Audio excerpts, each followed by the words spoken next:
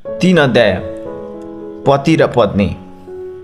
पत्नी हो, तिमीहरू पनि आफ्ना पतिका अधीनमा रह र यसरी तिनीहरूले वचन पालन नगरे तापनि आफ्ना पत्नीहरूको आचरणले गर्दा शब्द बिना पनि तिनीहरूका मनको परिवर्तन हुन सक्छ। तिमीहरूका जीवनको शुद्धता र श्रद्धा देख्दा तिनीहरूको परिवर्तन हुनेछ। केशको श्रृङ्गार, सुनको गहनापात र दामी वस्त्र तिमीहरूको बाहिरी श्रृङ्गार पटार नहोस्। तिमीहरूका भित्री हृदयलाई भलो र शान्त आत्माको अविनाशी रत्नले सजाओ, जो परमेश्वरको दृष्टिमा साह्रै मूल्यवान छ। किनकि यही किसिमले अघि अघि परमेश्वरमा आशा राख्ने पवित्र स्त्रीहरूले पनि श्रृङ्गार गर्थे र आफ्ना पतिका अधीनमा बस्थे। साराले जस्तै, जसले अब्राहमलाई स्वामी भनेर तिनको आज्ञा पालन गर्थिन्। यदि तिमीहरूले उचित काम गर्यौ र कुनै कुरामा भयभीत भएनौ भने तिमीहरू उनकै छोरीहरू ठहरिनेछौ। पति हो, त्यसै गरी आफ्ना पत्नीसँग विचारशील भएर बस र स्त्रीलाई अबला ठानी आदर गर्ने गर, किनकि तिमीहरू जीवनका अनुग्रहका साझे हकदार हौ। यस हेतुले कि तिमीहरूका प्रार्थनामा बाधा नपरोस्। असल काम गर्दा आउने कष्ट। अन्त्यमा तिमीहरू सबैमा आत्माको एकता राख, एउटाले अर्कालाई सहानुभूति देखाओ, भातृप्रेम गर, कोमल हृदयका हो र नम्र मनका हो।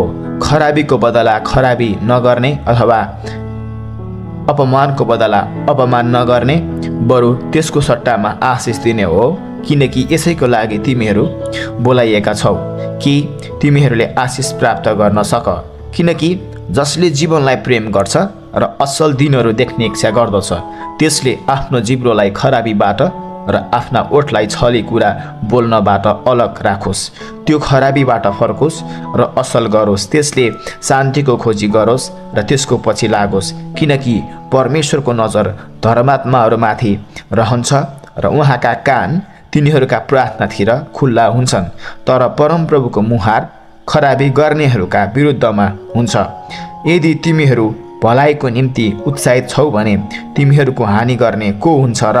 तर धार्मिकताको खातिर दुःख भोग्नै परे तापनि तिमीहरू धन्यका हौ। तिनीहरूका धम्कीको डर नमान र भयभीत नहो, तर ख्रिस्टलाई प्रभु मानेर तिम्रो हृदयमा उहाँको श्रद्धा गर। तिमीहरूका भएका आशाको विषयमा कसैले सोधपुछ गरे त्यसको जवाफ दिन सधैँ तत्पर बस, तर त्यो काम नम्रता र श्रद्धा साथ गर। तिमीहरूका विवेक शुद्ध राख, ताकि तिमीहरूको विरोधमा बोल्ने र ख्रिस्टमा तिमीहरूका चालचलनको निन्दा गर्नेहरू लज्जित होउन्। यदि परमेश्वरको यस्तै इच्छा छ भने खराबी गरेर दुःख भोग्नुभन्दा भलाइ गरेर दुःख भोग्नु नै असल हो। किनभने हामीलाई परमेश्वर कहाँ ल्याउन ख्रिस्ट पनि पापहरूका निम्ति सदाको लागि एकचोटि मर्नुभयो। उहाँ शरीरमा मारिनुभयो, धर्मीजन अधर्मीहरूका निम्ति, तर आत्माद्वारा जीवित पारिनुभयो।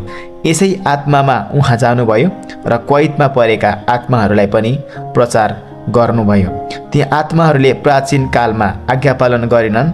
जब नोआको समयमा जहाज बनाउँदा परमेश्वरले धैर्य धारण गरी पर्खनु भएको थियो, त्यस जहाजमा थोरै अर्थात् 8 जना मात्र पानीद्वारा बचाइए। यही पानी बप्तिस्माको एउटा रूप हो, जसले तिमीहरूलाई बचाउँछ।